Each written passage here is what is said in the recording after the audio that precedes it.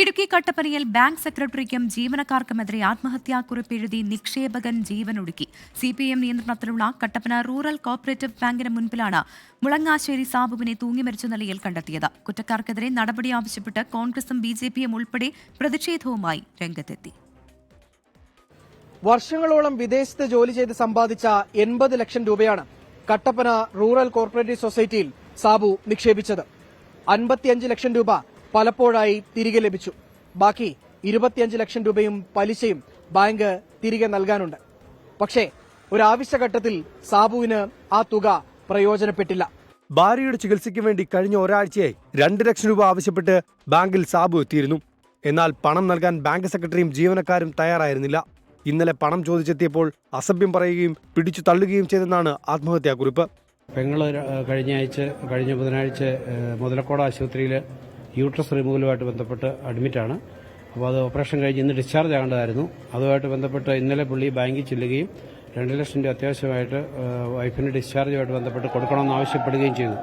പക്ഷേ പൈസ കൊടുക്കാതിരിക്കുകയും അവിടെ ബാങ്കിൽ എന്തോ വാക്കുതർക്കം ഉണ്ടാകുകയും എന്തെന്നുള്ള ഉണ്ടായതായിട്ടാണ് എനിക്ക് എൻ്റെ ചേട്ടന്റെ വൈഫിൽ നിന്ന് അറിയാൻ കഴിഞ്ഞത്. ബാങ്ക് സെക്രട്ടറി റെജി, ജീവനക്കാരായ ബിനോയ്, സുജമോൾ എന്നിവർക്കെതിരെയാണ് ആത്മഹത്യാക്കുറിപ്പിൽ പേരെടുത്ത് പരാമർശം. ഇവർക്കെതിരെ നടപടിയെടുത്തില്ലെങ്കിൽ മൃതദേഹം വിട്ടുനൽകില്ലെന്ന നിലപാടിലായിരുന്നു കോൺഗ്രസും BJPയും വ്യാപാരികളും. കട്ടപ്പനയിൽ റോഡ് ഉപരോധിച്ചും ഉച്ചയ്ക്ക് ശേഷം ഹർത്താൽ ആചരിച്ചും പ്രതിഷേധം ശക്തമാക്കി. ഇത് നമുക്ക് CPM ഭരിക്കുന്ന എല്ലാ സഹകരണ സംഘങ്ങളിലും ഇന്ന് പണം വിട്ടവരെ നിക്ഷേപകരെ ചെന്ന് കഴിയുമ്പോൾ ഒരു ഗുണ്ടായിസ്ഥ രീതിയിലാണ് പെരുമാറിക്കൊണ്ടിരിക്കുന്നത്. ഇയാൾ ഓസ്ട്രേലിയയിൽ വർഷങ്ങളായി ജോലി ചെയ്തുകൊണ്ടിരുന്നത് അവിടെ ഉണ്ടാക്കിയ പണം കൊണ്ടാണ് ഇവിടെ വന്ന് ഈ റൂറൽ ഡെവലപ്മെന്റ് സെന്ററിൽ പണം ഇട്ടത്.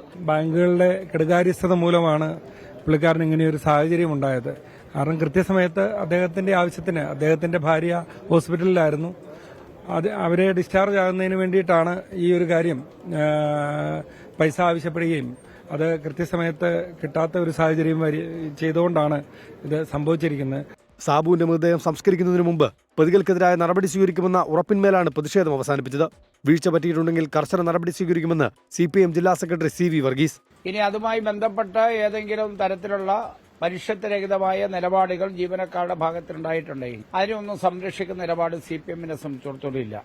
ആത്മഹത്യക്കിടയായ കാരണങ്ങൾ എന്താണെന്ന് പോലീസ് അന്വേഷിക്കട്ടെ, കണ്ടെത്തുന്ന അടിസ്ഥാനത്തിൽ CPM നിലപാട് സ്വീകരിക്കും. 12 ലക്ഷം രൂപയാണ് സാബുവിന് തിരികെ നൽകാനുള്ളതെന്നും തവണ വ്യവസ്ഥയിൽ എല്ലാ മാസവും തുക തിരിച്ചു നൽകിയിരുന്നതായും ബാങ്ക് അധികൃതർ പറയുന്നു. സംഭവത്തിൽ കട്ടപ്പന പോലീസ് കേസെടുത്ത് അന്വേഷണം ആരംഭിച്ചു. ഇടുക്കി മെഡിക്കൽ കോളേജിലെ പോസ്റ്റ്മോർട്ടത്തിന് ശേഷം മൃതദേഹം മോർച്ചറിയിൽ സൂക്ഷിച്ചിരിക്കുകയാണ്. 24 ഇടുക്കി.